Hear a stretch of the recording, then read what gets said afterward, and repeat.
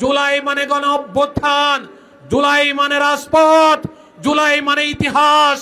এই ইতিহাস যদি প্রয়োজন হয় আবার সংগঠিত হবে। আসসালামু আলাইকুম ওয়া রাহমাতুল্লাহি ওয়া বারাকাতুহু। আমি বক্তৃতা দেব না, শুধু একটু কাহিনী শোনাবো। তার আগে একটা স্লোগান ধরতে চাই, যেই স্লোগানের উপর ভিত্তি করে বাংলাদেশের আপামর জনসাধারণ জ্বলে উঠেছিল, ওই স্লোগানেই সবাইকে রাস্তায় নিয়ে এসেছিল। এইরকম কিছু স্লোগানের একটি স্লোগান, লাখো শহীদের রক্তে কেনা। অনেকেই ভুলে বসে আছেন, বললে চলবে না। ওই গ্রাফিতি, রাস্তার গ্রাফিতি স্লোগানেই সবাইকে একত্র করেছিল। সুতরাং এই স্লোগানগুলোকে স্মরণ করতে হবে। লাখো শহীদের রক্তে কেনা, দেশটা কারো বাপের না।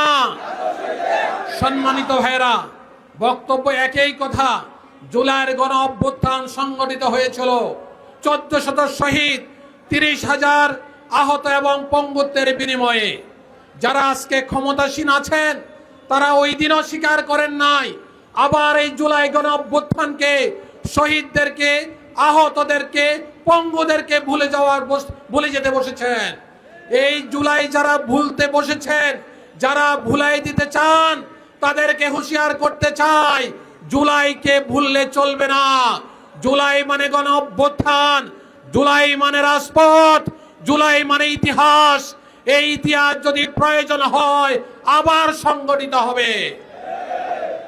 পাঞ্জাবের জগতে একটি বিশ্বস্ত নাম, শাবাব এথনিক ওয়্যার।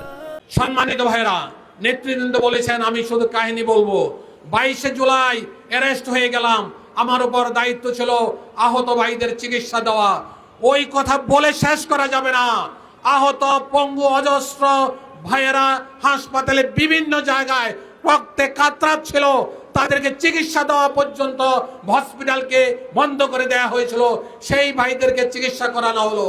আমি অ্যারেস্ট হলাম 1 তারিখে, আজকের এই দিনে, এই সময় আমি জেলখানায় প্রবেশ করলাম। আমি যখন জেলখানায় যাই তখন আমার অবস্থা ছিল মৃতপ্রায়। আমি হসপিটালে ছিলাম।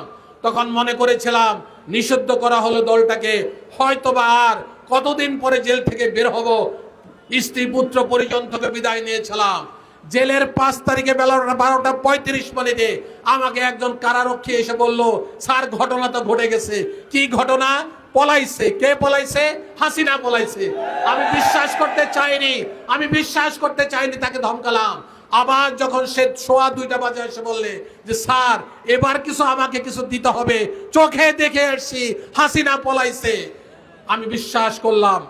আত্মচিৎকার দেবে আল্লাহু আকবার বলে ওযু করে 2 রাকাত নামাজ পড়লাম। আমার জীবনের মনে হয় যেন সেরা নামাজটি আমি পড়েছি। আমার জীবনে আল্লাহর দরবারে চোখের পানি মনে হয় সেরা চোখের পানি পড়েছে। এরকম অজস্র চোখের পানি আল্লাহু আকবার চিৎকারের কারণে 12:35 41 সন ক্ষমতায় থাকার যিনি বারবার বলতেন, তিনি দেশ ছেড়ে পালিয়েছেন। সুতরাং আজকে যারা জুলাইকে ভুলে যেতে চান, জুলাইকে সম্মান দিতে চান না, জুলাইয়ের কারণে ক্ষমতায় এসেছেন, জুলাইয়ের কারণে লন্ডন থেকে ফিরতে পেরেছেন, জুলাইয়ের কারণে শিলং থেকে এসেছেন, তাদেরকে হুঁশিয়ার করে দিতে চাই, আমরা এখনো প্রস্তুত। ওই সময় জেলে ঢুকেছি, এবার জান দেওয়ার জন্য প্রস্তুত। জানের বিনিময় হলো জুলাই টিকবে, জুলাই বেঁচে যাবে। জুলাইয়ের যে আন্দোলন, 12 ফেব্রুয়ারির নির্বাচন, সেটাও টিকে যাবে ইনশাআল্লাহ। আমি আমার ডান পাশের সংসদ সদস্য ওনাকে অনুরোধ জানাতে চাই, আমাদের নায়েবে আমিরকে অনুরোধ জানাতে চাই, আপনারা গর্জে উঠবেন সংসদে, আপনারা হুঁশিয়ার করে দিবেন আমরা আপনাদের পিছনে রাজপথে আছি। আপনারা যা বলবেন রাজপথের মানুষটা অক্ষরে অক্ষরে পালন করবে ইনশাআল্লাহ। সেই উদাত্ত আহ্বান জানিয়ে আমার বক্তব্য শেষ করছি। আসসালামু আলাইকুম ওয়া রাহমাতুল্লাহি ওয়া বারাকাতুহু।